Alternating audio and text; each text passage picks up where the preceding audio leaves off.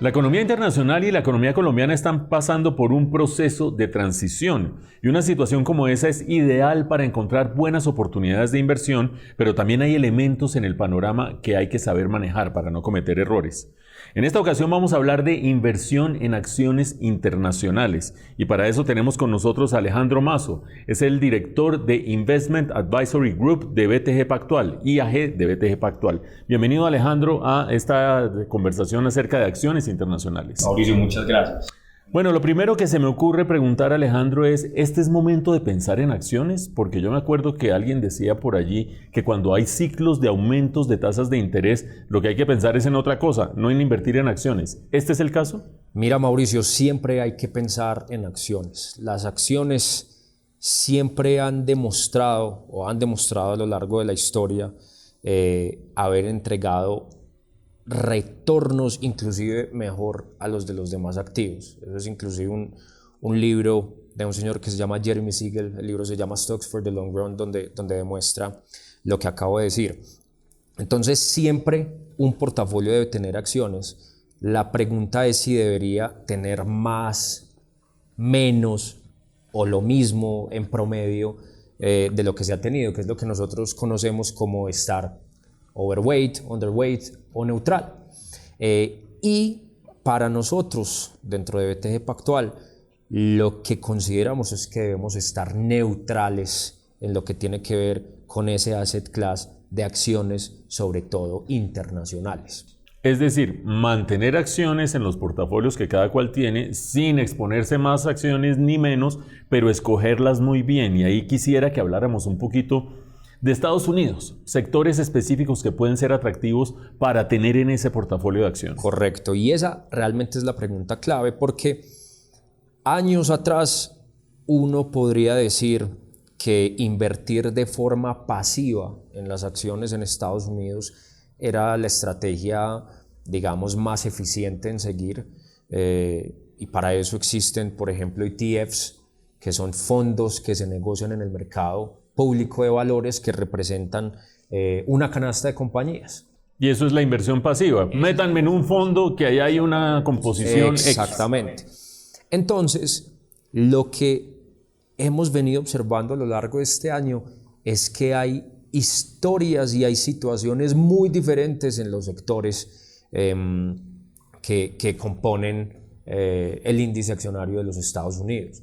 Entonces, ¿cuál es el punto clave? Lo que mencionabas, el tema de subida de tasas de interés. No todos los sectores se ven beneficiados por la subida en tasas de interés. ¿Qué sectores se ven beneficiados? El sector financiero, por ejemplo. ¿Por qué? Porque puede colocar créditos más rentables. Y si la economía está creciendo, como es el caso, pues va a tener un mejor consumidor, un consumidor que paga a tiempo, un consumidor que tiene empleo para pagar. En los últimos 3 meses en Estados Unidos se han creado más de 1 millón de nuevos empleos.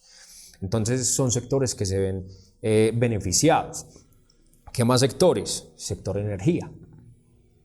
Y ha pasado, digamos, se ha visto beneficiado por 2 razones. Pues uno, por esta misma situación económica de crecimiento, ese fue uno, pero segundo, por lo que viene pasando con los precios del petróleo y con los precios de los commodities. Entonces el sector energía, en lo que vamos del año, ha rentado un 45% y todavía no se ve caro si miramos en términos de precio a ganancias.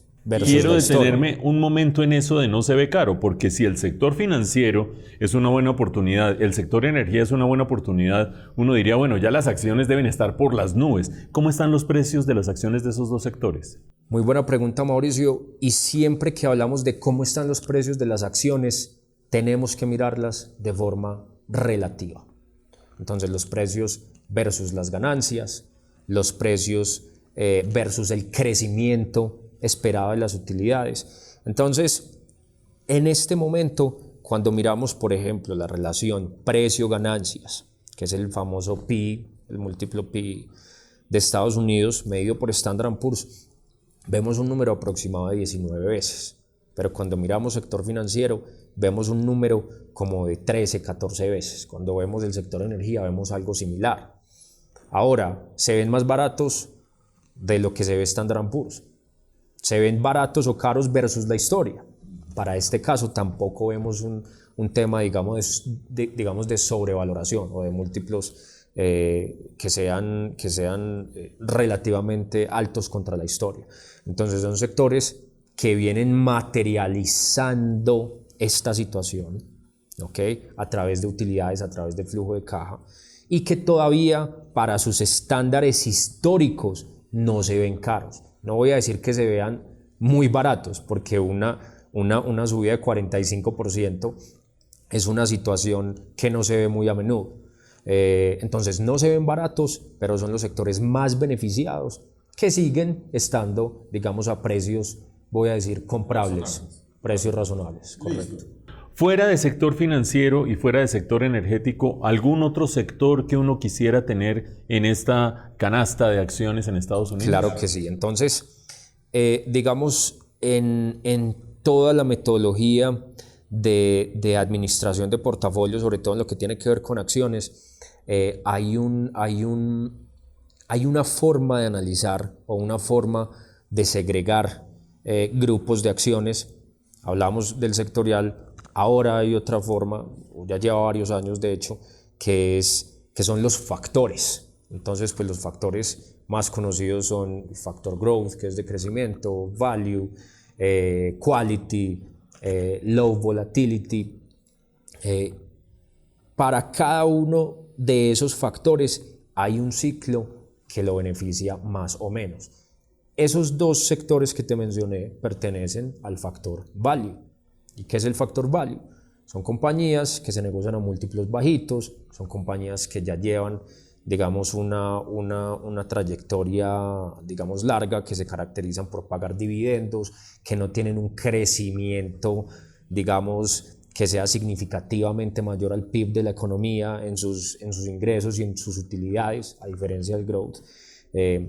Entonces ese factor, como te decía, sigue teniendo mucho sentido, pero nos encontramos con otro factor, que es el factor quality, factor de calidad, como su nombre lo dice, se refiere a compañías que tienen sobre todo balances muy sólidos, poca deuda, mucha caja y que tienen una altísima predictibilidad de ingresos.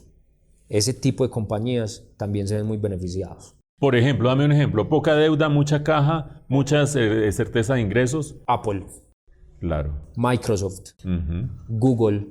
Amazon. Ok, esas conformarían con los otros dos sectores, financiero y energético, un buen paquete, un buen portafolio. Exacto. Que atiende a distintos factores para tener buenas acciones. Importante no confundirlo con todo el sector tecnológico, porque todo el sector tecnológico, de hecho, cuando este sector ha atravesado una economía de tasas al alza, entrega retornos negativos. Lo que pasa con estas compañías es que ya están muy bien establecidas. Como te decía, no tienen deuda. Y bueno, y obviamente no es que sean solamente estas, pero una compañía como Coca-Cola, una compañía como Johnson & Johnson, son compañías que tienen muy buenos balances, que tienen una participación de mercado donde son líderes con altísimas barreras de entrada y que no se van a ver, digamos, muy afectadas de forma negativa con la subida de tasas. Un buen complemento para ese paquete de acciones en Estados Unidos. Y de manera muy breve, Alejandro, ¿alguna otra geografía que sea interesante en este momento en el mundo para invertir en acciones? Claro que sí, sin duda alguna, Latinoamérica. Latinoamérica está atravesando en este momento por una situación muy interesante, y es que, a diferencia de los ciclos anteriores, de los ciclos económicos y de mercado anteriores, lo que solíamos ver en Latinoamérica era que el capital, cuando estaba a muy bajo costo, que es lo que acabamos de vivir en los últimos años con tasas al cero, exceso de liquidez, el capital solía venir a Latinoamérica, ¿okay? a conseguir valuations o múltiplos muy baratos, hacerlo subir, crear volatilidad y luego con la próxima crisis volvían a salir. Esta vez, con la última bonanza de liquidez que hubo, el capital no se vino a Latinoamérica, sino que se fue a sectores, digamos, mucho más growth, mucho más especulativos. Hablo del Bitcoin, las criptomonedas, hablo de Tesla, hablo de muchas compañías de energía solar, hablo de todas esas compañías meme stocks. El sector latinoamericano o las acciones latinoamericanos han sido un activo subinvertido en los últimos años. Y por lo tanto baratas. Por lo tanto baratas, que eso no es novedad. Pero ¿qué es lo que sí es novedad? Que estos países se están beneficiando muchísimo de lo que viene pasando con las materias primas. Entonces, porque no solamente estamos viendo el petróleo al alza, estamos viendo los commodities agricultura, los commodities de metales preciosos, energía, metales industriales, y estos países son netos exportadores de este tipo de productos.